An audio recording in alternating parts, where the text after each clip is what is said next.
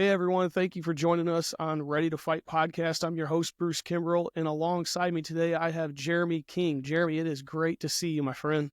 Hey, thanks, brother. It's good to see you too, man. It's been a long time, so I'm glad to see that smiling face again. Yes, sir. Well, let me give you a quick introduction to everybody to let them know who you are. Jeremy King is 43 years old. He was born and raised in Louisiana. He's happily married for 1.5 years right now. You have an 11-year-old son and a 10-year-old daughter. You served in the United States Marine Corps for 20 years. That's awesome, my friend. You Thank you. attended boot camp in San Diego, California, served as an engineer in 1st and 2nd Marines Division, 2nd Marine Air Wing, 1st Marine Expeditionary Force, Special Purpose Marine Air Ground Task Force, Crisis Response Central Command. You did 2 tours as a drill instructor and various other billets.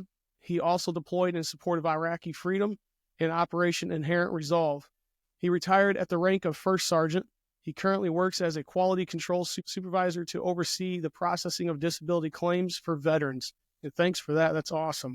Jeremy, that is a great introduction. Kind of give us a little input of who you are. But man, I really want to dive in to have some great conversations with you.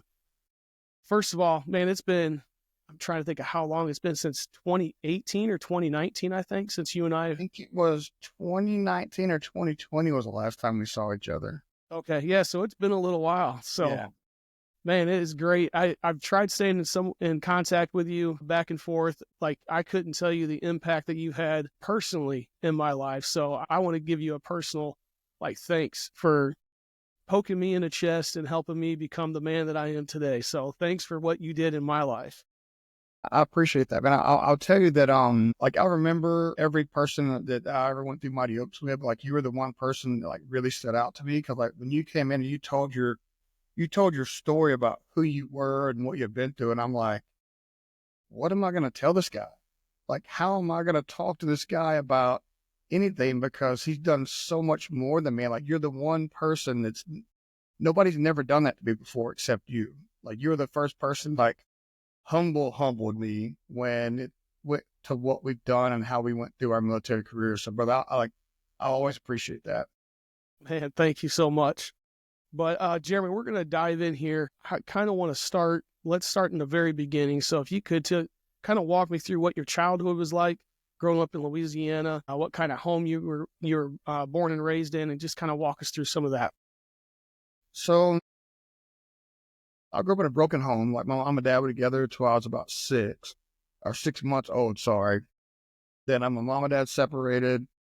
My mom moved away. And when I was going back and forth with mom and dad, I grew up, my dad was always very physically and verbally abusive. So I always watched my dad. I don't think I've ever seen him with a woman that he didn't abuse. So, I've seen a lot of abuse. I was sexually abused by 2 of my sisters, and the military was my escape from that. I grew up in a very, very bad environment until, my mom always did what she could to take care of me and stuff like that. But it was not the best environment for anybody to grow up in. Did you grow up going to church, or is this something that you did later in life? I knew religion as a kid. I grew up Southern Baptist. We went to church all the time. It was all fire and brimstone. If you do this, you're going to hell. I never knew, I had religion as a child, but I never had faith. I didn't have faith until I was a grown man. So you said, obviously, that type of home that you were raised in is what forced you or opened a door for you to go into the military. What kind of drove you to the Marine Corps versus any of the other branches? That's kind of a funny story. I knew I wanted to do something different with my life. I knew that my mom couldn't afford, because it was just me and my mom and my sisters. I knew she couldn't afford to send me to college or anything like that. But I didn't want to grow up in Podunk Town and not be something. So I was actually going to the Navy recruiting office, and I walked by, and there's this poster of a Marine coming out of the water with a M16. His face is all camoed up. I'm like, oh, let me go talk to this guy really quick. And I go in, and my recruiter's got the recruiter had a cast on his foot. So I'm like, oh, yeah, I thought about the military, yada, yada, yada. Well, what happened to your foot? He's like, oh, I was in a bar fight last week, stomped on his face, and I broke my foot. I'm like, sold. I want to be a Marine. And Man, so I became a Marine. I'm dead serious. that's crazy. What year did you join? What year did you enlist and go in? I went to the delayed entry program. So that's like you can sign up before you go. So you can sign up like 12 months out, 11 months out, whatever. That way, like once you graduate high school, you can go. So I signed up for the delayed entry program in, oh my gosh, I'm dating myself, 1998. And then went to boot camp in 1999. Wow. So kind of walk us through, you joined a delayed entry program. Obviously that gives you kind of a break between the time you joined and the time you go to boot camp. Yeah. How much of a gap did you have before you went? I had about 9 months. So it's basically you just commit to joining the military, and you just have a 9 month gap, and you go in, and we did, at physical fitness training once a month. We went in and learned how to like different kind of swimming stuff and stuff like that. But it just basically, I signed my contract 9 months in advance, knowing I was going to. So when you went, was it a culture shock to you when you walked in and stepped on those little footprints there? Brother, I almost didn't go. The day I was supposed to go to boot camp, I called my recruiter like, hey, I'm not going to do this, because I've been talking to my father, and he was like, hey, I'll make sure you get to college. Like, I'll pay for all this stuff. So I called my recruiter like, hey, I'm not going to go. And the very night that happened, I got arrested for drinking and driving. My recruiter, they can't do this now, but my recruiter went in and was like, hey, like, Your Honor, we'll send him to the Marine Corps if, you can make these charges go away. And he accepted that. So I held him a boot camp about a month late, but I still went. Wow. Man, when I stepped on those yellow footprints, like, you want to talk about a culture shock in the biggest way possible. I had no idea. Like, I was like, my whole idea of the Marine Corps was like a few good men. Like, this is going to be like some old dude yelling at me, but I had no idea it was going to be like what it actually was. So this is a unique experience because you not only experienced that yourself, but then years later, you were the one on the other side of those yellow footprints, engaging these new recruits. So kind of walk us through how that felt from the start of boot until you graduated boot camp. Kind of walk us through your experience on that. So the first part of boot camp was like a complete culture shock. Like, I grew up mostly with my mom. My dad wasn't around much. When my dad wasn't around, he was drunk and beating the crap out of us most of the time. So like, the verbal and aggressiveness part of the drill instructor was like kind of like very shocking to me, because like it reminded me of my childhood a lot, but it was so consistent. After the first week or two, like I adjusted to it, and I'm just like, okay, like this is the process, this is what's going to happen. And I ended up doing like really, really well in boot camp, but it was hard. Like, you have no expectations to go in there and have like a grown man yell at you for 13 weeks. Like, they're constantly on you. Like, you can't do anything. You can't scratch. You can't breathe. You can't do nothing wrong without these guys like ripping you apart. So it was nonstop, constant stress, if that's the best way I can explain it. So how did that work for you years later? And I know I'm getting ahead, but how did that work for you years later, knowing that you used to be the one on those footprints and now you're engaging, putting that fear into these men again? Complete shock. Like, when you're on the other side of it, you don't see the conversations that happen behind doors. You don't see, like, once they get done wearing you out on the quarterdeck, like, they just smoke you. And then they go inside and they joke and laugh and cut up about it. You don't see that side of it.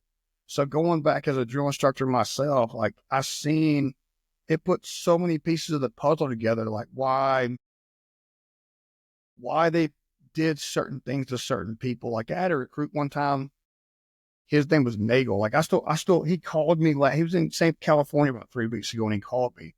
And brother, I tried to kill this kid every single day, because like, I just didn't think he needed to be there. Like, I'm going to break you. Like, I'm going to make you go away. brother, his heart is as big as my house. Like, this kid would not stop no matter what. And when I talk to him now, like, we've talked about that multiple times. It's like, well, why were you so hard on me? He's like, because I didn't think you needed to be there. He's like, well, you being that hard on me made me who I am now. And then I think back and I look at what my drill instructor did to me. Like, I know my drill instructor's first and last names, everything. And they made me who I am now because I didn't have that father figure in my life. So they were that father figure for me. Like, they were the ones that helped make me the man I am now until I found faith and in God made me who I am. But it was drastic, but it was so different being on the other side. Man, that's awesome. So that was actually going to lead me kind of the next thing. So joining the military, obviously, you back then, this is in the mid 90s, right? 98, 99. Yeah. And I'm a little bit older than that, but yeah. Yeah. So here we are, it wasn't even any wartime yet, right? So a lot of people joining the military, there's kind of two reasons. One, they're seeking something, and you hit that nail on the head right there. You were looking for that fatherly figure. You're looking for some form of leadership or a man in your life that can give you direction. And to be honest with you, I talk to a lot of people, and it seems to be the common occurrence that you see is troubled childhoods. They join the military because they're seeking something to fulfill that and a path to follow. Absolutely. I've heard that a lot too. And, talking to people that have been in the military and like, recruits I've trained and just people like, that's like a very, very common occurrence. Like there wasn't that father figure in their life. So they needed something different and they just ended up going to the military. Now, what about discipline? So growing up, would you consider yourself having a high level of discipline or a low level of discipline? Oh, as far as like me getting in trouble and getting held accountable? Yes, sir. Oh, very low. My mother, God bless her soul, she passed a couple years ago. It was just me, my mom, my sister. Oh, we didn't really have a level of discipline. Like I got myself up, I got ready for school. I made myself breakfast every day. But my mother was gone because she was working to take care of me and my sister. So I don't think I had much of a level of discipline. I think that impacted me later on in life, like when I got in trouble a couple of times and things like that. But no, when I was growing up, I don't think I had much of a level of discipline at all, to be honest. So the reason I asked that question is looking at a lot of the guys that maybe from a structure standpoint, they had a lack of discipline or a low level of discipline. They go into the military, but because of that absence, right? The absence of the parents, the absence of maybe a fatherly figure, things like that, you become so apt to do things independently already. You're already doing so much independently. You just said you're waking yourself up, you're making yourself breakfast, you're getting yourself off to school. You're doing things at a higher level than what majority of the kids at your age are already doing. And I talk with my kids now about that. Like, and I hate being that person to always go, when I was a kid, this is what I did. But I find myself. I think if you said something to your kid, you're like, oh my gosh, I'm my parents.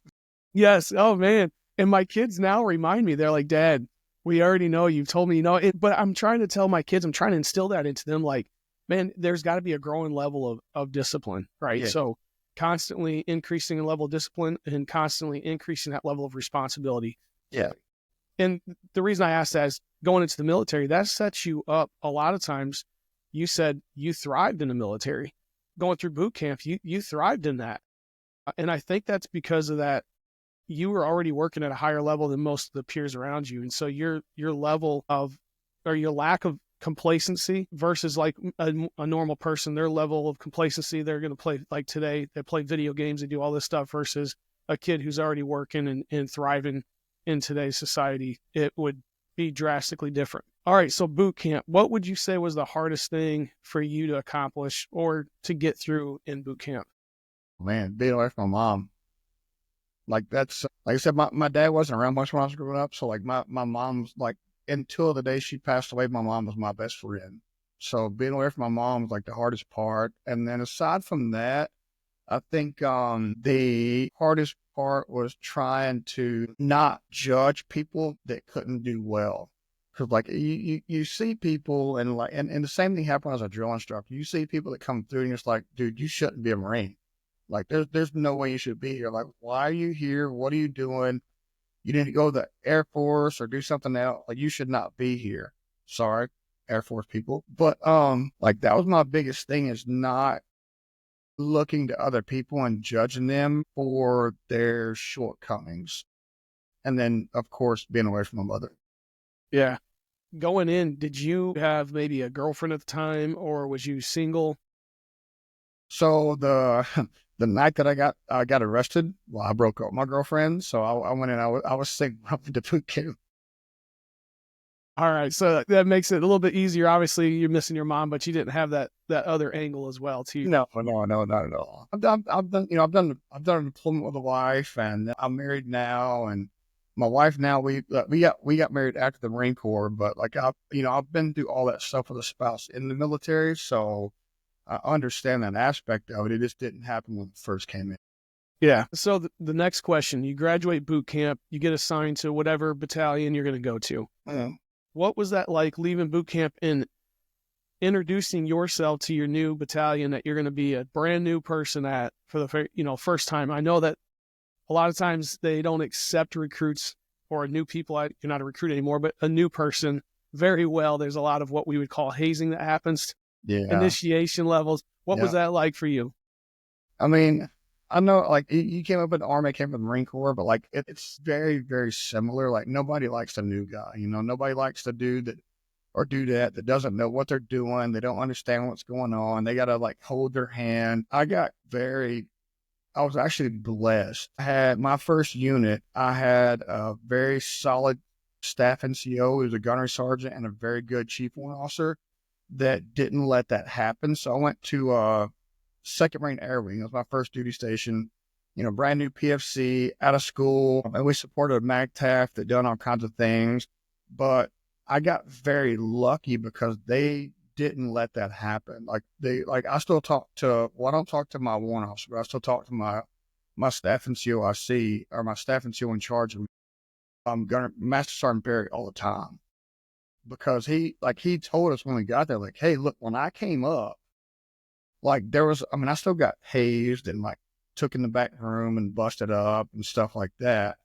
But he was the one that's like, hey, look, like, you're going to get treated fairly. You're going to be accepted for who you are. So I had a very unique experience through my time in the Marine Corps, like the duty stations I went to, what I was able to do, what I wasn't able to do compared to most. So there wasn't much hazing. Like, I got beat up a couple of times by my corporals, and I got took in the hot box out back and stuff like that. But overall, like, I was accepted with open arms when I came to the fleet. Thank goodness. Oh, yeah, that's awesome. Yeah, it really was, man. Like my staff and SEAL, like he Gunner Sergeant, he retired as Master Sergeant Barry. This guy was like 5'9", like 250, just massive, like, so nobody messed with him. So he took care of us pretty well. Oh, that's cool. Yeah. So you're at your first duty station. How long until you moved to whatever unit you were with before you found out you were deploying? So it was about 3 years, I think. I came in 99. I was in the fleet for about a year, and I volunteered for Marine security guard duty, which is anytime you walk into an embassy in any country in the world, like, there's a Marine security guard standing there that guards the front door. I did that. I got us in trouble there because of alcohol and got sent back to the States, actually. Then I went to an engineer support battalion in Okinawa. Then after that, I went and trained reservists for about 2 years. I'm sorry, in Omaha, Nebraska. I went and worked reservists every weekend. And then in 2005 was my first deployment. So I've been in about 6 years. So where was you at, and what was it like? Were you in a relationship then? When I deployed, I was actually married. So I met my wife in Omaha, Nebraska. I was it's called Inspector Instructor Staff in the Marine Corps. So you go on, you work every day, but when reservists come in, like, you teach them and work with them about what it means to be an active duty service member. Like, what happens when you're on a deployment, what happens when you're here every day, how to do the job. You're just constantly teaching them how to be a Marine. Then I actually requested orders to the drill field from there. because I want to be a drill instructor. But then my monitor's like, nope, you haven't deployed yet. You're going to deploy. And they sent me to 2nd Marine Division. And I went to 2nd LAR in Camp Lejeune, North Carolina before I deployed. Okay. So you're in North Carolina, you get orders to deploy. What was that like for the first time? You said you were married, so how did your wife take it at the time? What was your feelings, and emotionally, where were you at? Brother, I honestly can't tell you what my wife's feelings were because I didn't ask. I was at a point in my life where I did what the Marine Corps told me. I was like, I came home and be like, hey, babe, like, I'm going to 29 Palms in 2 weeks. We're going to be there for 2 months. And then after that, like, I'm going to Iraq for 7 months. I love you. I'll see you when I get back. I didn't really consider what she thought or what she felt because I was so wrapped up in me. And I hate saying that now, but I mean, that's literally how it was. Like, for me, it was just like, okay, great. Like, I signed up to go, go to war, and this is what I'm going to do. So I'm going to go. And she's my wife, and she's either going to accept it or she'll move her butt back home to Nebraska, and I'll be divorced when I get back. And I hate saying that out loud, but that's like legitimately the truth. Like, I didn't care what she thought. Yeah, we're actually going to dive into that a little bit of that later, but we're going to move now towards your deployment. So you said your first deployment was going to Iraq. Do you kind of tell us like where you were? I mean, we don't have to go crazy in depth into it, but where were you? What was the time frame? How long was the deployment, and what did that look like to you? It was about 7.5 months from start to finish, and I got kind of lucky. My first like 4 weeks, I was in it's called Camp Korean Village. It's a camp on the southern part of Iraq, and it's like cushy. It had like a nice chow hall, and like everything was nice, and nothing happened. Like there was you didn't get IDF, like nothing happened. And then about I'd say about 6 weeks in, I got shifted up to a little fob called Rawa. And when I went to Rawa and spent about 6 months there before we came back home. And you came back home. So after the deployment, you came back home. What was the time frame between time you came home and you spun up to go again? It was actually a minute because so when I was in Camp Korean Village, like the Marine Corps has monitors come around. They ask you, like, hey, what do you want to do next? Like, what's your duty station preference? What do you want to do? And I got accepted to go to the drill field while I was on a deployment, actually, before I went to Rawa. And then, so it was about actually, I got lucky, like 3 years before I deployed. Wow. All right. So walk us through the drill field now. What is it like on the drill field? I know that you have to even become an instructor, you're going through a long academy process. What is that process like first? So the school's 13 weeks. The school is long as boot camp. And you literally go from, I've been in the Marine Corps about 5 years at the time, right over 5 years. And you literally are treated like you're a brand new recruit. Like the first day they get you there, like you're on a basketball court, they call it the parade deck, and they come out and there's like 6 instructors just swarm in and eat everybody up for every single possible thing that you're doing. And for 13 weeks, like you're literally under a microscope. I just came back from a deployment. So I didn't know of anything different than that. So like I thought that was okay because like I was used to being always constantly evaluated. But man, like they were rough on us. Everything you did from the time you woke up to the time you went to bed was absolutely picked apart. I remember we had uniform inspections every morning. And I remember one time a instructor failed a female drill instructor or student because he said improper shave because you had a little bit of hair on it. Like, dude, like they are so brutal. It's unbelievable. Imagine if that flew today, man. Brother, she was next to me. Like she was literally right next to me. And, the guy steps in front of me. He picks me apart. My uniform, my ribbons are crooked. My haircut wasn't right. There was something going on. And he steps in front of her, and I hate to laugh at this, but he stepped in front of her, looked at her, went, failed, improper shave. Like, brother, there's no female shaving regulations. You shouldn't say that to her. Man, that's crazy. Yeah, man, brother, they us up in my instructor school from day one until the end of 13 weeks, man. So 13 weeks later, now you're one of them. Yeah. So how long was it from the time you graduated, became an instructor, to when you had your first set of recruits? It's about 30 days because I had my wife was still in North Carolina and I was in South Carolina for the school. So I had to go back, pack my house up and move down, move into base housing and stuff like that. So I think it was about 30 or 40 days.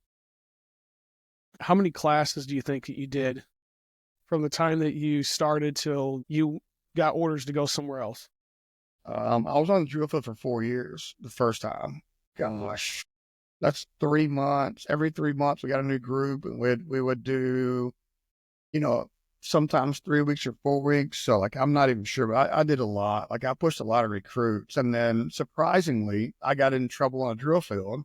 It's the second time I've been in trouble in the military, and I had to extend for a year. My company first started at the time, like, hey, if you extend, I will get your NJP, not just a punishment, because I got an Article 15 charge. He said, if you extend, I'll get your punishment removed. So I did 4 years. So I did a lot of flat cycles. Man, I don't even know what it is. Okay. All right. So now let's say you're done with the drill field. You've done your 4 years. Where did you go next? I went to Camp Pendleton, California. I got divorced like right before, about a year before I got the drill field. I got divorced because again, like I said, when I deployed, like I didn't put my wife's, I didn't consider my wife's feelings or my ex-wife's feelings at the time.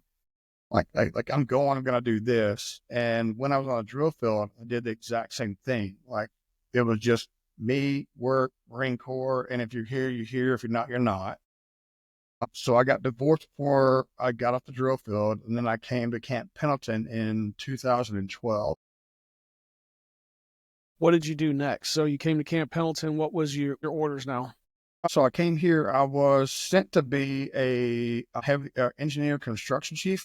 So I promoted up to be from engineer to engineer chief. So I was assigned platoon, and then after about 6 months, I became a company first sergeant because my experience and things I've done. So I spent more time being a company first sergeant than I did being in the engineer field once I came to 7th Infantry Support Battalion. So let everybody know, when you're a first sergeant, what's the responsibility? How many men do you think were under your leadership and direction at that time? It depends on the company you get. So each company is a little bit different, but typically, so as a company first sergeant, your job, if you do your job the right way, your job is to make sure that like everybody's training is complete. Everybody, they look squared away in uniform. They run fast, shoot straight, like the typical military order type stuff. But for me personally, I think if you're a real leader, like you look at their personal development, like how am I going to get this person to the next rank? How am I going to make sure if they want to get out after 4 years, how am I going to make sure they get the job they want? How am I going to make sure they transition successfully? So anytime I'd probably have anywhere from 70 to 100 Marines under me, and then I had an officer above me that I would advise on how to lead the Marine, because a lot of times, most of the time, you get a brand new company commander that's, he's been a captain for about 6 minutes, or he's not really a captain. He just got frocked to captain. So you got to teach this officer how to lead people. Yeah, anywhere from 70 to 100 people, but a lot of my time was spent like making sure people got personally and professionally developed to do whatever step they wanted to take next. Okay. So you talked about, at this point now, you're divorced. You just transitioned into a new role. You're company first sergeant. Where's that leading you to next? Down the path is not good. I've done so good in the Marine Corps that I didn't see my own flaws. Like I never I never talked to anybody about my first deployment. Like I never talked to anybody about the things I went through. And, I was on teams that went and, we'd go out and recover vehicles that had, dead Marines in them. We had to cut people out of vehicles and stuff like that, or go out and pick up a vehicle where they'd already pulled. Sorry, this is too much. We'd go out and pick up vehicles that were like blown up and like there was still blood in them, but the Marines were pulled out. So like I'd do that a lot. And I never talked to people about that. And I volunteered to be a rear machine gunner a lot of times. And in 2005, 2006, like rules of engagement kind of like not really existent, and like 2007, they finally said like, hey, you got to shoot a flare first. And 2006 and 2005, 2006, like, hey, like there's a car, bang, bang, bang, bang. Like it was a little bit different. So I'd never talked to nobody about that. There was this perception that I was supposed to be this like really big, huge, tough guy. And that was part of why I got divorced. And then once I got to California, I was the same way. Like I didn't think about things like that. And then I met my son's mother right about that time and ended up going down a path of just, almost like literally almost ruined my life. Can you walk us through that? Yeah. So 2012 comes around. I got, sent to special forces. So I've been at 70th B for about 9 months. I was a company first sergeant for one of the companies, and they needed a engineer equipment chief to go to the special forces MAC task. And that was the first deployment to put troops back on the ground in Iraq in, I think, 2013-ish. So we went to Bahrain. We're going back from Bahrain to Syria. Like we flew in, put people back in Iraq. We took over Al-Assad again. So I was part of that deployment. But again, same time, like my son was born like 6 months before I left. And I remember like, hey, I've got to go. Like, I love you. I'll see you in 7 months. And I left and went through the deployment, came back. And when I came back, like I remember, man, like, was so angry all the time, like just angry. I can't even tell you how many times, like I've gotten fist fights at intersections. Like somebody cuts me and my family off in my car and like I've got out and just beat people in the middle of an intersection. Like it's amazing I didn't go to jail for it. Sorry. You're good. It ended up leading to me. So about 2018, a couple years after my other deployment, I wrapped myself so much in being a Marine, like I forgot how to be a man. I forgot how to be a father. I forgot how to be a husband or a partner or just Marine. Me and my son's mother separated at the time, and it was my weekend to have my son, and I got lit. I was drunk and passed out on the couch. And my son's mother couldn't reach me. So she came to the house, came in the house. And my son was in the corner in his underwear playing on my phone and told her he was cold because I was too drunk to wake up and take care of him. So she took him and left. And that led to me making a couple decisions that I won't go too far into details, but like it left me to making decisions that put my son's mother and my son's life at harm. And I ended up getting in some really, really big trouble, which was, why I ended up retiring. So the situation transpired. I'm not going to go too deep into it, but it unfolded the way it unfolded. At this time, how much time did you have in service? And I was like 19 years. Like I literally just got selected for sergeant major. So I was like right at 19 years. That's what I was getting at. So you went from a first sergeant up to, I believe, did you complete the sergeant major academy at that time? No, I done the first sergeant course, but when I got into trouble, they actually revoked my promotion to sergeant major because of what was going on. So I never actually went through. Okay. So now you're, if I'm going too far, let me know, but now you're in You're this, good. You're good, man. Go for it. now you're in this dilemma where you got some very serious legal ramifications Yeah. in your Marine Corps that you've been with for the past 19 years now is telling you that here's your dilemma. You either, if I'm not mistaken, it's you've got to make a decision to leave, and it's got to be kind of now, correct? It wasn't a decision. It was like, hey, you've got to go. It was a forced out. You have two choices. You retire or we kick you out. And the legal things I had going on were postponed because I actually got accepted. I got very, very lucky and got accepted into a Veterans Court program. So they like process things a little bit differently, and they look at, post-traumatic stress, what's going on, like what caused you to be where you're at. So I ended up getting into a Veterans Court program, and everything got dismissed. Like everything went away. So like I wasn't in legal trouble, but at the time, the Marine Corps was like, well, you've got this going on. Like you can't be a sergeant major, you can't be a first sergeant, you can't be in the Marine Corps. You got to go. Yeah.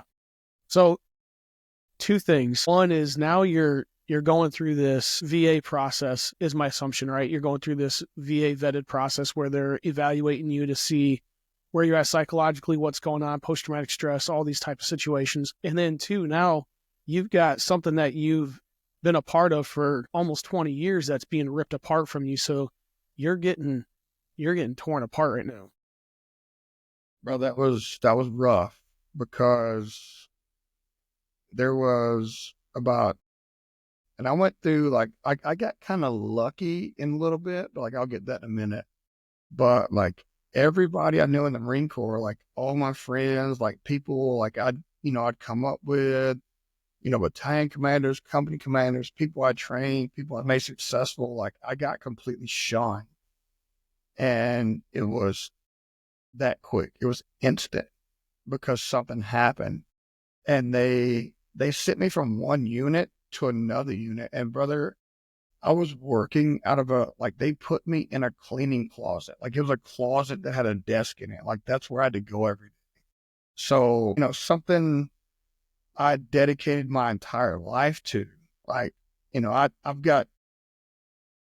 lost friends, I've buried people. Like I've done all these things, and it instantly like, nope, they just lead you to the side because you don't fit their narrative anymore. Like that was a lot. Like that was really, really hard for me to process. Yeah. It just like people don't understand the gravity of this either. I mean, you're not just, and this is no cut to anybody. You're not just some E4, E5 on the ground. You're leading men. You're leading I was the H&S company first sergeant, the headquarters and service company first sergeant. So I had like the most senior company, the biggest company. And then when my sergeant major was gone, I took over a battalion of 400 people. Yeah. Like I was always in the mix. And then in a heartbeat, I was nothing. You're absolutely nothing. Like go sit in the closet, do your thing, and go away. Like that was really, really hard to swallow, man. So walk us through the process that the exit process. So now they're evaluating you. They're looking at all these things to see what's the cause, where the fall came, how did all this stuff unravel? Walk us through what that process looked like. So it's kind of ironic. I'd signed up for it. So me and like Chad used to train at the gym that my son's mom did. So me and Chad have always talked about Mighty Oaks, and John worked there too. So Chad and John were constantly pushing me to go to Mighty Oaks. Like, hey man, go to Mighty Oaks, go to Mighty Oaks, go to Mighty Oaks. And I'd signed up like 2 weeks before all this happened, and I got accepted. Then, everything, all the legal stuff happened, and the Marine Corps, starting to try to push me out. And they put me in intensive alcohol treatment because I've had issues with alcohol my entire life. And so I went through 9 weeks of intensive outpatient. And then for my last 9 months, I had a sergeant major when I did get put in like a little closet by myself, but I had a sergeant major, like this guy was great, man. He said, look, work on you.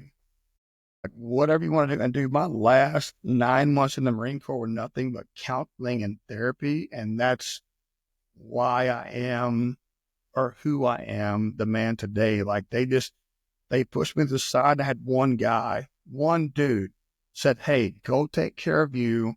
I don't care what you do, any kind of treatment, any kind of therapy, just go." So my last 9 months in the Marine Corps was just counseling and therapy. Man, that's awesome.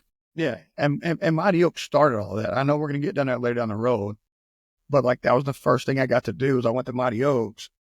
And then after Mighty Oaks, I had intensive outpatient. So I'm glad I went to Mighty Oaks first because that taught me about looking at me and like being able to like be vulnerable and talk about me.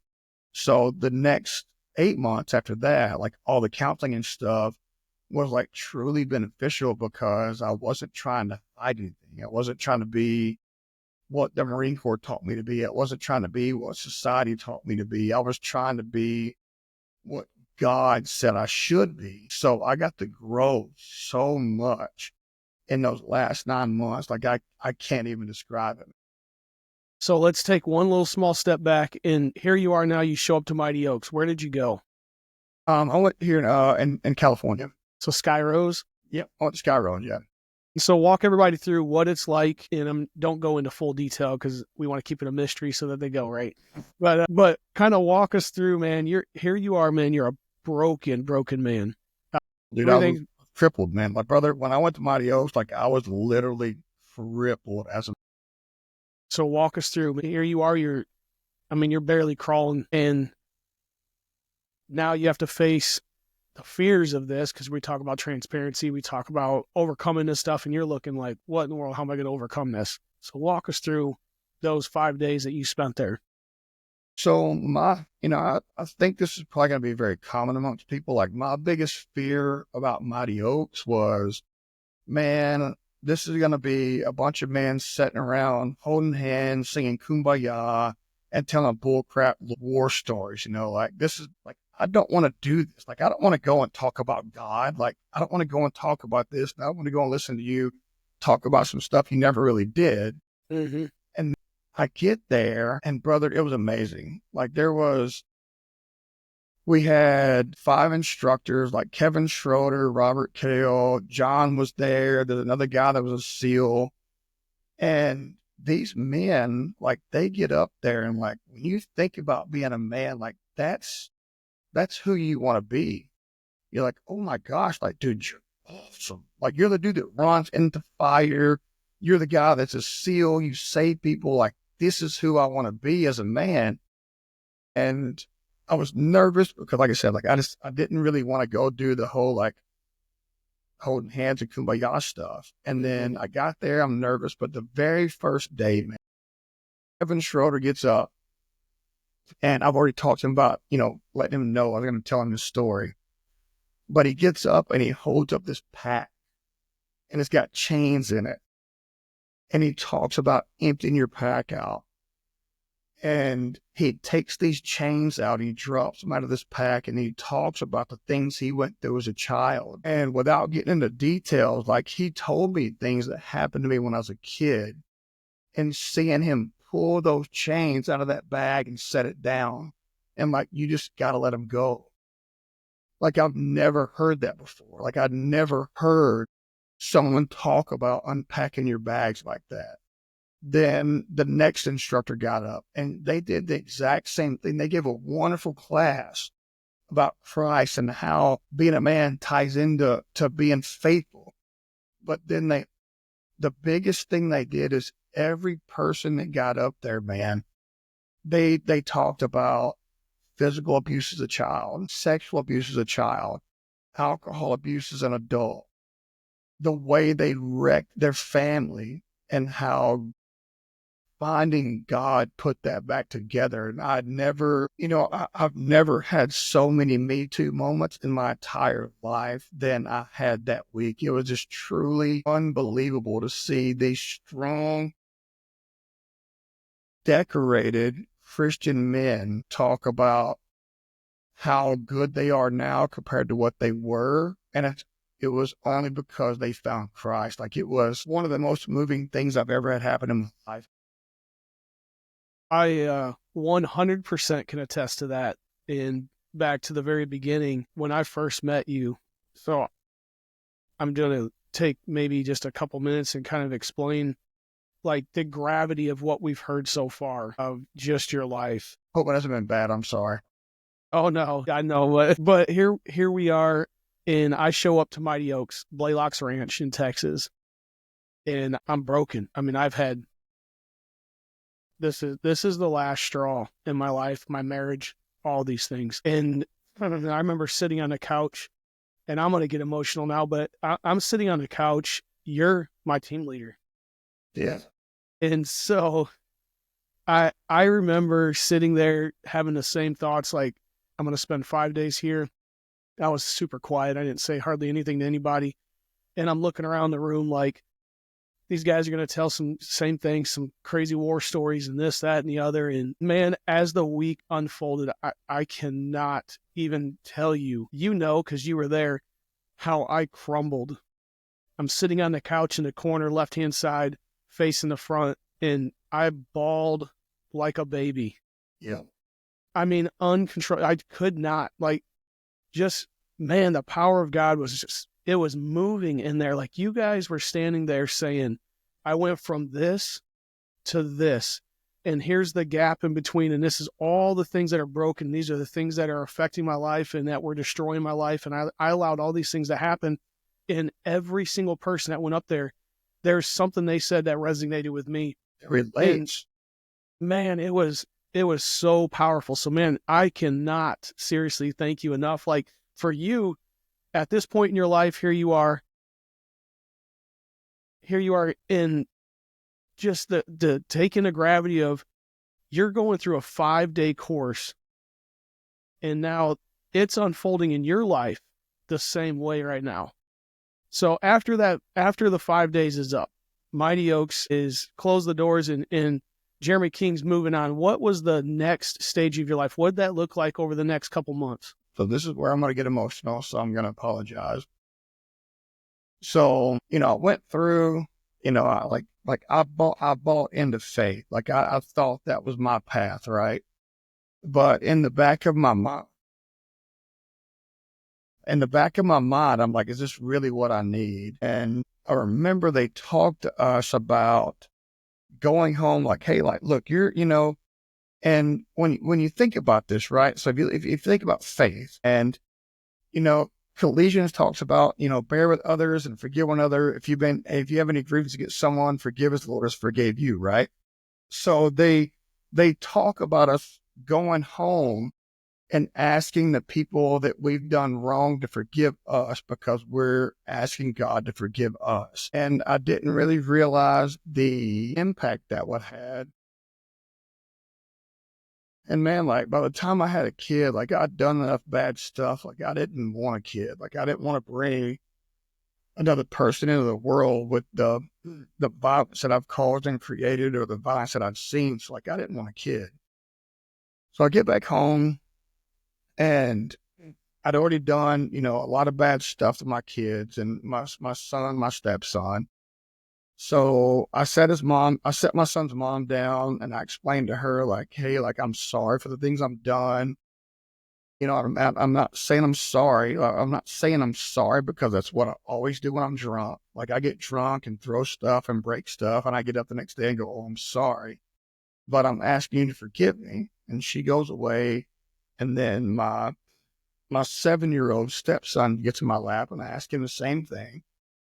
And then my 4-year-old son gets in my lap, and we never called me drinking much. Hang on a second. We never called me drinking. We always talked like Daddy's drinking his juice.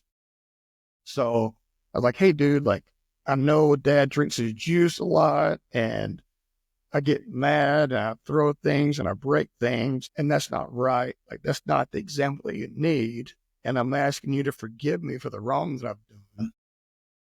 And brother, I wasn't sure that faith was the path for me until that little dude, about 6 minutes later, man, if I'm old and have dementia, I'll never forget this. He jumped in my lap and was like, Dad, will you forgive me for the things I've done wrong to you? This kid's 4 years old, man. Like, what have I done wrong to you for you to ask me to forgive this for. But in that moment, like God truly showed me what forgiveness was. And that's like where my path to faith started. And I've stumbled along the way. We're always going to. But dude, like that was the most humbling moment. Like, man, I've got awards, decorations, all kinds of stuff, promotions. But like that one moment is like the one thing, like I'll never forget that, man. Like that dude, God used my son to show me that God was what I needed in my life. That's powerful. Or I got to move. I was trying not to. I knew it was going to happen, but I was trying not to. No, you're totally good.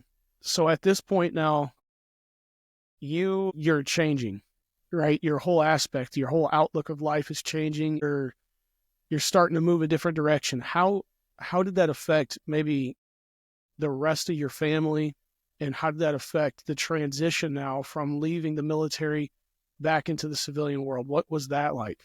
You know, it takes a while. And that's one thing, like, and I'm sure you're familiar with this too, because you're still working with Mighty Oaks. But like, that's one thing we tell people all the time. You come to Mighty Oaks, you go through this 5-day course, and you're like, my gosh, like I've got a new outlook. Like I'm going to go home and be a great dad, a great husband. But you still have those people that you've hurt.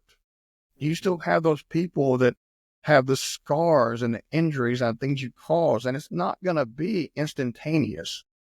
So I think that's like one of the biggest things that was hard to overcome is like I had to show people for months that like I wasn't just talking the talk, like this is generally who I want to be.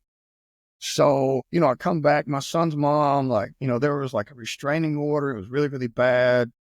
But I had to show them every day and like had to lean on my faith every day to be the man that like I saw God wanted me to be. So it was an uphill battle, man. It really was, because people don't change overnight, or people don't think you change overnight. So it takes time to show people that's really who you are. But I mean, now, like, man, like me and my son's mother co-parent so well. Like it's not any difference when it was. But like when I got back from IDOs, like it was a constant uphill battle until people were seeing I was serious about being a different person. Yeah. Two things that just rung a bell with me is last night I was talking with Brandon Kunith, and one of the things he said is a lot of times we as Christians or new to the faith, we expect a microwave society of God forgave me, I forgot about everything, Everybody else has to. it's gone. Yep. So, Yep. but we don't realize is we've lived a life of sin, and all of that sin comes with consequences. For every action, there's a reaction, right? So there's consequences that come with that. Just because we repent and God forgives us today doesn't mean that those consequences don't catch up to us, and then we have to pay the price for the consequences that the pain that we've caused. Absolutely. And that's so real right there, because I remember the day. I can't remember the date. I text you. This was, man, months after. It might even been a year or so after you and I had met at Mighty Oaks, and I hadn't seen you in forever, but I was just like, man, I got to text Jeremy, see how he's doing, check in on you. And we had done that a couple times. And I remember the day you took a picture, a selfie of you and your son, and said, today's the first day I have, I got to think of the term that you used, like unsupervised visitation with my son. With my son. Yeah. And that is unreal to see the transition of, you didn't give up. It took months or even a year or even longer. I don't remember the exact time frame.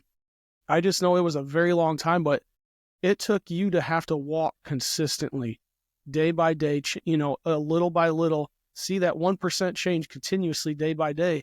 And eventually, there you go. You've got it.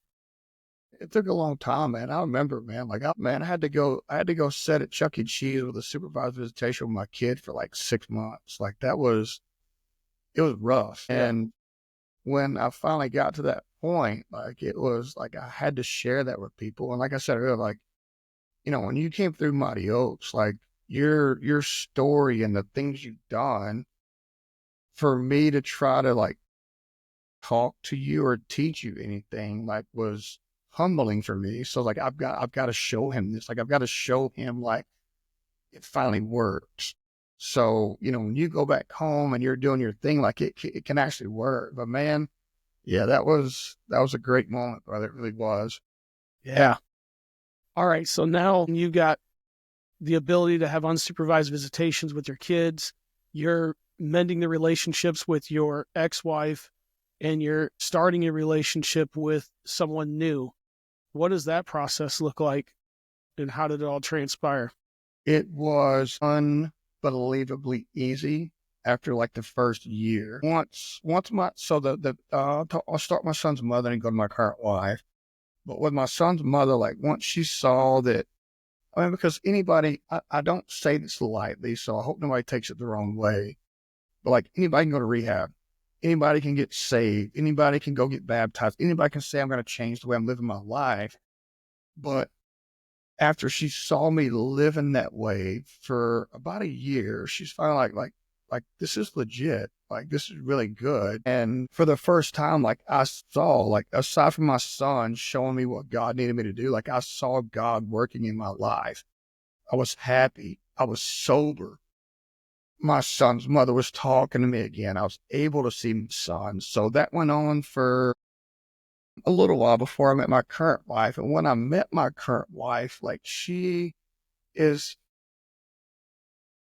man, like she is everything I ever expected out of a woman. Like she takes care of me. She understands that she's submissive to me, but she understands that being submissive to me means that I'm going to totally dedicate myself to her.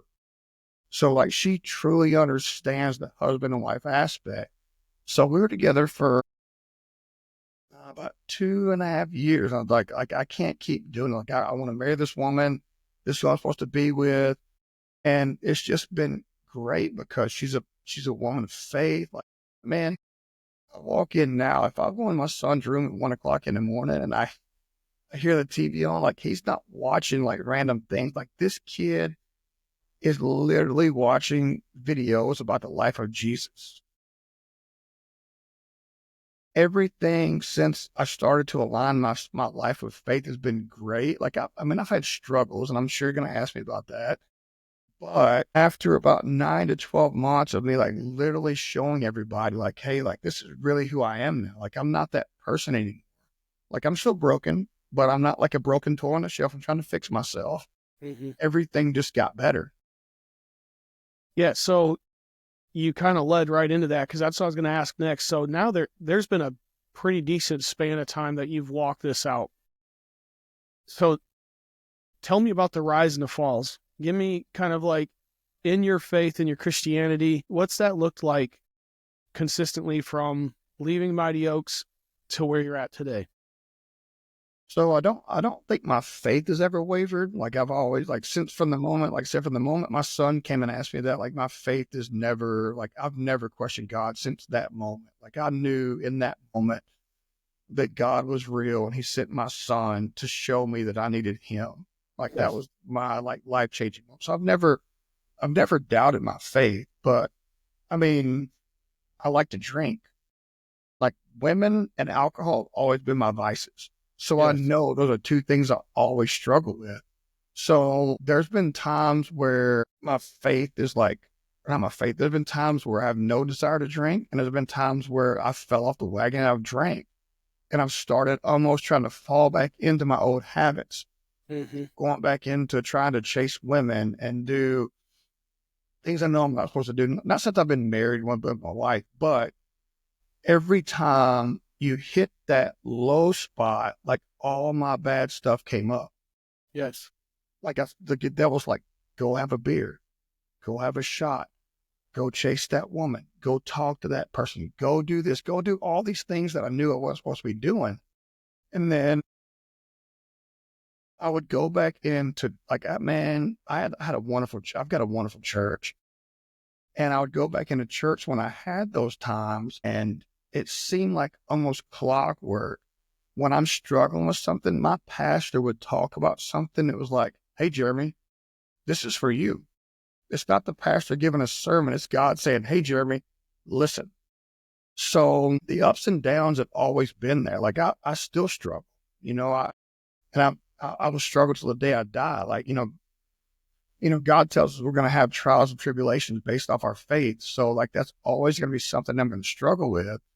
But when that's happened, I've always turned back to God to help me through those things. And it's worked so far. Like it's never worked my entire life, but now it magically works. So that brings up a really valid point, right? So we can have all the faith in the world.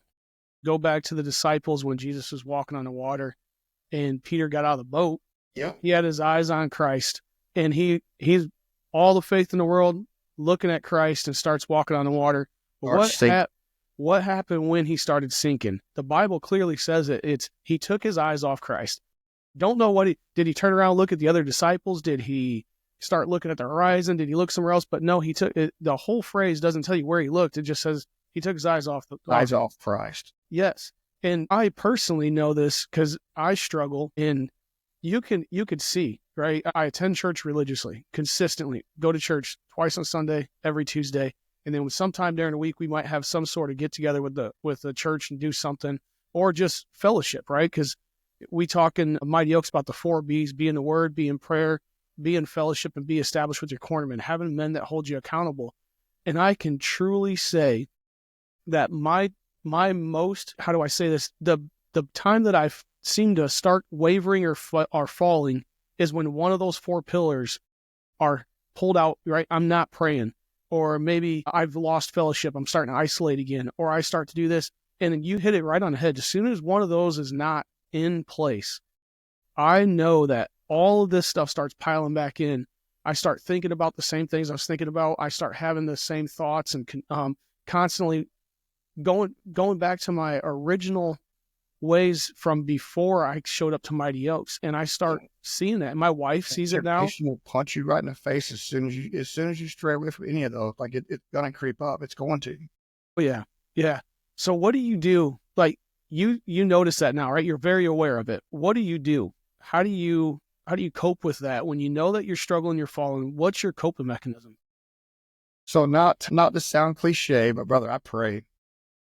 Like I get down on my knees in front of my bed and I will pray multiple times a day, because there's nothing in my life that I have because of me. Like I should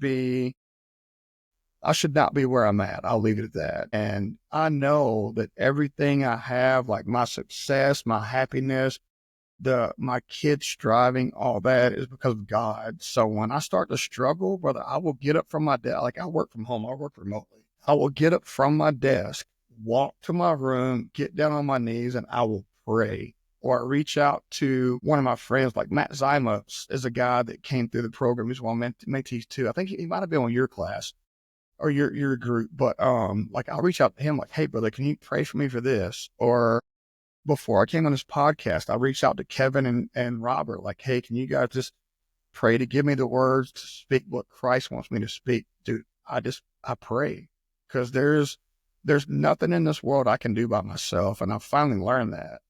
Yes. Like I can be a strong man. I can be tough. I can be, whatever society thinks I need to be, but I can't do this by myself. So when I'm struggling, man, I will go and I'll either pray or I'll look in the Bible and find the scripture that relates to what I'm going to and read that. But my biggest thing is just praying, brother. So that actually leads me into the next segment, is going to be like brotherhood. So in the military, right, we talk about, we use a different phrase, we use camaraderie, and that is so different from civilian world. Law enforcement, first responders, they all say the same thing. Man, when you have guys that will fight to your left and to your right, they know, they've got your six, all this type of stuff. It builds such a bond, and that bond is so hard to break. But then we leave the military, and when I left, I didn't leave under the conditions you did, but I left, and I'm leaving a special operations unit. These guys were still spun up and getting ready to go back over again. And when I said I was done, dude, it was over. Bruce Kimbrell is out of the equation. Yeah. Doesn't matter what you've done, doesn't matter how successful you were, doesn't matter nothing about that. You are no longer anything to them. And man, that hurt. Like, I get home, I jump into a new career, and I'm like striving so hard to get that camaraderie.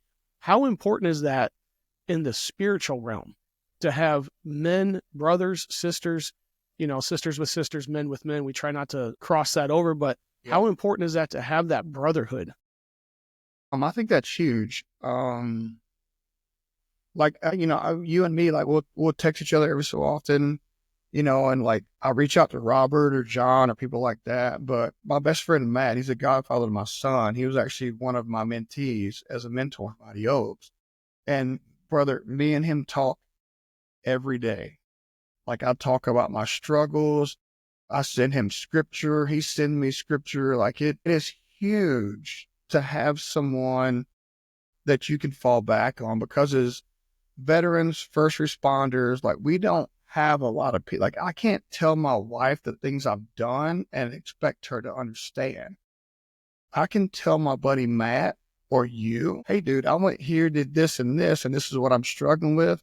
I had a dream about this, and this is what happened, and you get it. Now, to have that brother in Christ that understands the struggles you're going through, but not only understand your struggles, but understand how faith can help you, like, that is instrumental. I quit drinking for a long time, and I fell off the wagon about 1.5 years ago for about 3 months, because my son came into my room and I was having a dream about going through a room and my point guy got shot. Well, when I woke up, my son was there instead of the terrorist that shot this dude. So I kicked my son into the wall almost, swept his legs out from under him, and like was getting ready to go after him until I realized it was him. So that like mentally broke me. And I went back to, I was like, I need a drink. And I started drinking. I'm not going to lie, like, I'm not perfect. Like, I mess up. So I started drinking again. And I reached out to Matt, and he's like, hey, man, like, that stuff happens. Like, just, turn to God, pray, ask him to give you the guidance and the wisdom you need to see the lesson he's trying to teach you, and go from there. And that, I couldn't tell my wife that. I couldn't tell my dad that. I couldn't tell nobody that would understand. And if I told another vet, they'd be like, oh yeah, I've got those dreams too. But telling that to someone that is on the same path as me as far as faith goes, Yes. his first thing was go to God, and it helped. So that's why, man, having a brotherhood or someone to talk to that shares your faith is absolutely huge when it comes to trying to stay on your path, and at least from what I think. For sure. Oh, that's awesome. All right. So kind of tell us now, it's been how many years since the Mighty Oaks, since you went through Mighty Oaks? How many years has that been? About 7 has been 2018. Okay. So it's been 7 years. You've been going strong. Obviously, there are failures, and we know that because the Bible clearly says that a just man falls 7 times, but he gets back up. Why does the Bible call him a just man? It's because he didn't stay there. He wouldn't be just, and it would never be a parallel, or it would never be anything that the Lord would tell you to say, hey, if he didn't get up one more time, then he fell. That's what made him a just man. So we know that there's going to be falls. We know there's going to be issues that happen, but it's knowing where to go and finding that help through Christ. 7 years now, you've had some slip ups and stuff like that. What is it like in Jeremy King's home, where from 7 years ago when you were just starting till now, what does that picture look like? Attending church, having a relationship with your wife, and it's a godly relationship, having that relationship with your kids that's based on Christ. What does that look like? I'm sorry, I'm smiling. Night and day difference.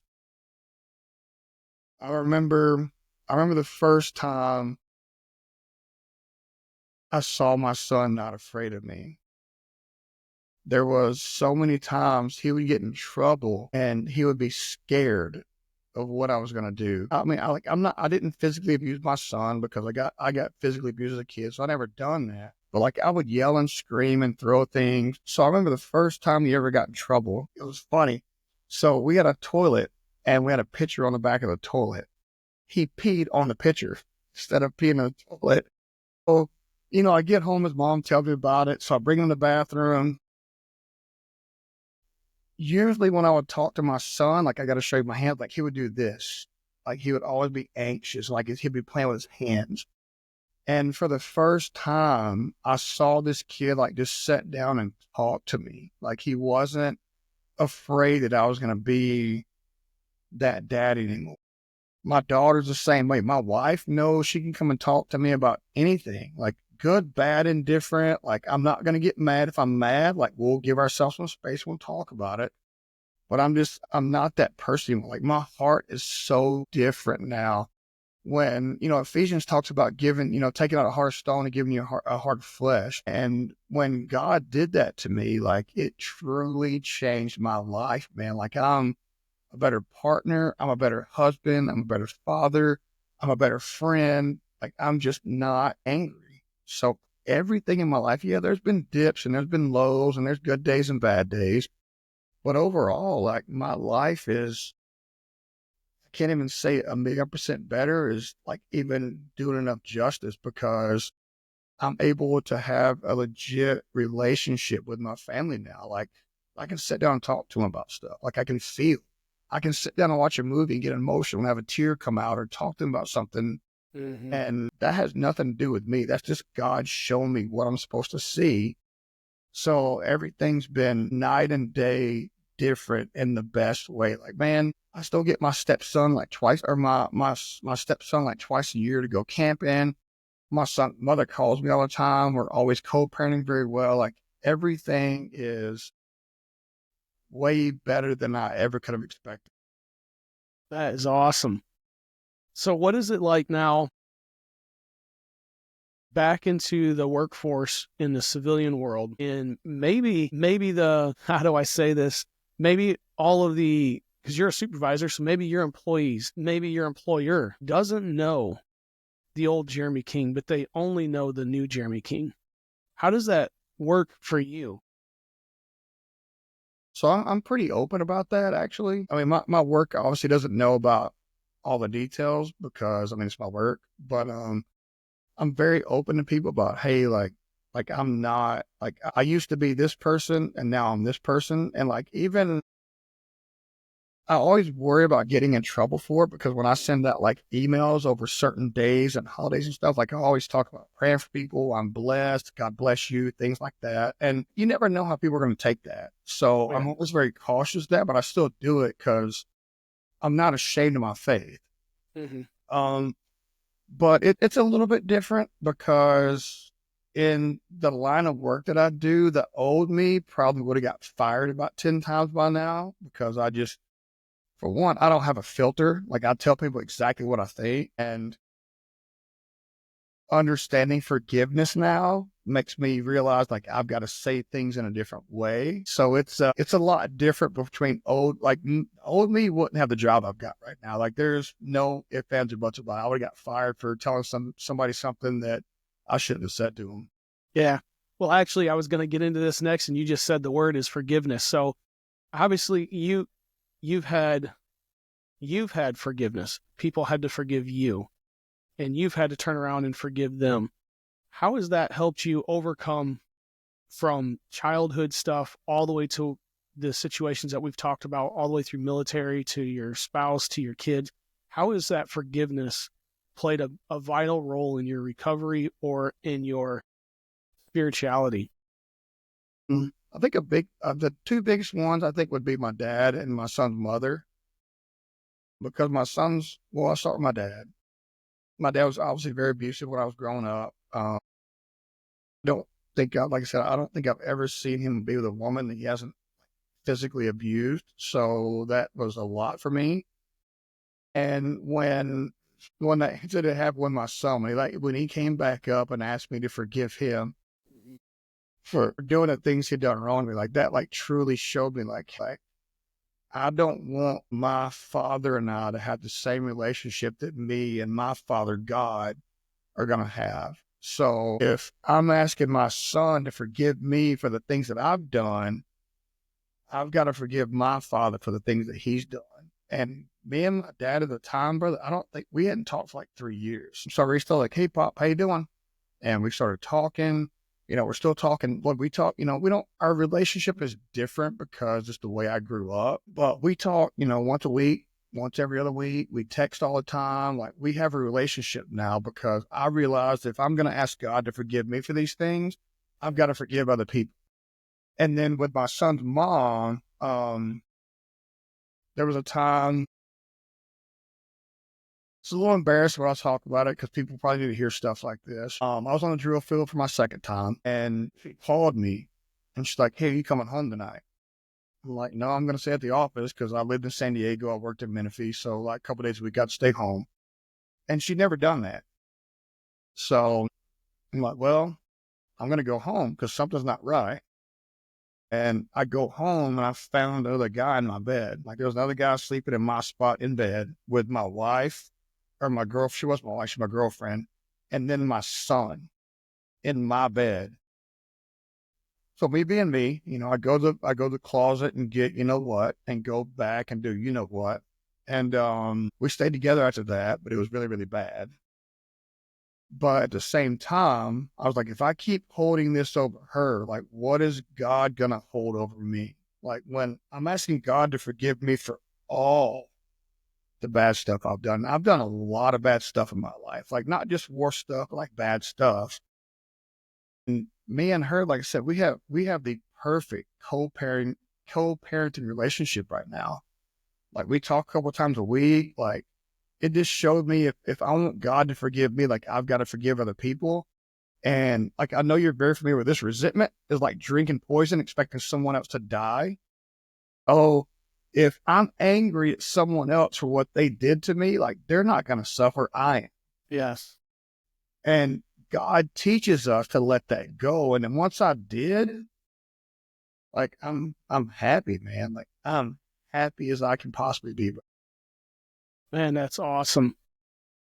Well, I'm going to ask you for the next couple minutes, what would you tell anyone out there that is struggling, maybe addictions, maybe with past hurts, maybe with whatever this, it could be post-traumatic stress, or it could be any different trauma or anything of that nature. What would you tell them, and how could they overcome that? What would you tell them to get them to understand? I would say put it all in the hands of God. Literally had my entire life flipped upside down. Like, I was going to lose everything. Like, my home, my car, my pension, my career, my son, my everything. And I went to counseling, I went to therapy, I done all these things. But what saved me was my faith. And we're not talking about religion, we're talking about relationship. Like, have a relationship with Christ. And that will save you from so much. And it will put you in a better place than you ever thought you would be, because once your heart's truly open, you will start understanding and feeling and seeing so many things that you never thought possible before.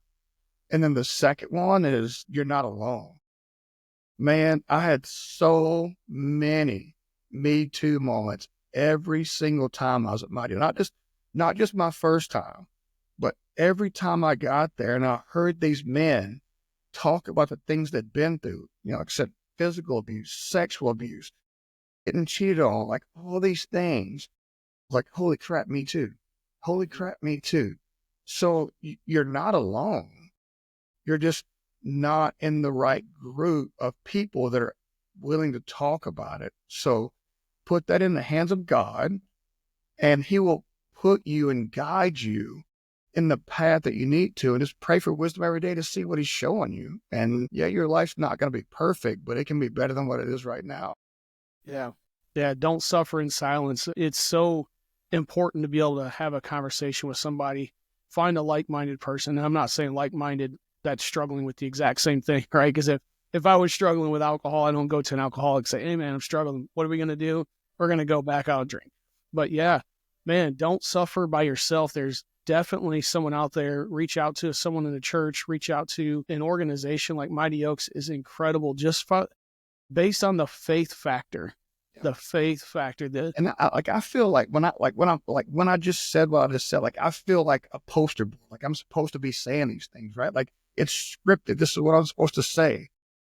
But like that's truly like how it's impacted my life. And I can't tell people that stuff. Like I'm not just telling you this to tell you, like my faith truly saved my life. And it's unbelievable.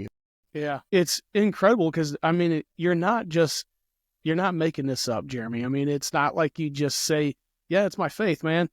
Because you literally walk this out. I personally have witnessed the fact of the change that it's had in your life. There's so many men and other, your ex-wife, your kids, your current wife have all seen the impact that it has had drastically in your life and the change that you have. So, man, it's unreal. I can't believe it.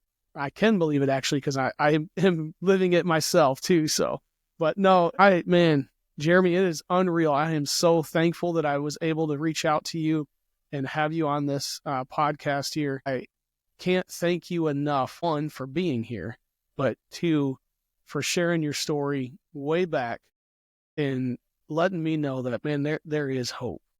There's hope and restoration, and it's only through one thing. It's Christ Jesus. It's not through pills or these psychedelic medications. It's not through psychology. It's not through all these white coat people coming and telling you how you should change and breathe and do all this other stuff. But it's literally through the power of God.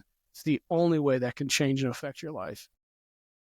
But man, I am so thankful that you spent time here with me today. It is incredibly good to see you, especially in person. I haven't seen you in a long time. So man, I'm a little scruffier than the last time you saw me. Yeah. I was gonna say it was a lot more red too, and a little bit of gray. So yeah.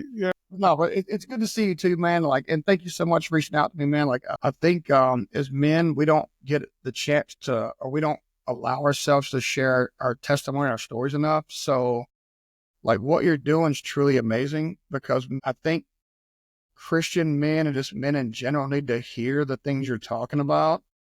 Because you know as well as I do, like there's people that come to Mighty Oaks and they don't walk away believing, like, but they walk away with a better perspective. Oh, yeah. So what you're doing is, I think it's absolutely unbelievable. And brother, like I tried to read your text message to my wife and like, I couldn't even read it. Like I had to like give her my phone. It was so humbling that you wanted me to be here. So thank you so much for that, brother. I appreciate it. Yes, sir. As always, Jeremy, man, I will definitely continue to stay in contact with you. I appreciate your friendship. And like I said, the impact that you've had in my life personally, I'll never forget it. Neither will my wife. I've talked a lot about you. She's never met you. She'll see you now. So, but I appreciate everything you've done, man. You just keep marching forward, man. Be the man of God that God has designed you to be. You're doing an incredible job. And again, all right, brother, man, I love you. Take care of yourself, okay? Yes, sir. Thanks again. I appreciate it. All right, bye, brother. Hey, everyone. Thank you for watching the Ready to Fight podcast. Make sure you hit that like, subscribe, and don't forget to hit that bell so you always know when another podcast is dropping. Hit that share button and send it to somebody, and follow us on all social media platforms at Ready to Fight Podcast.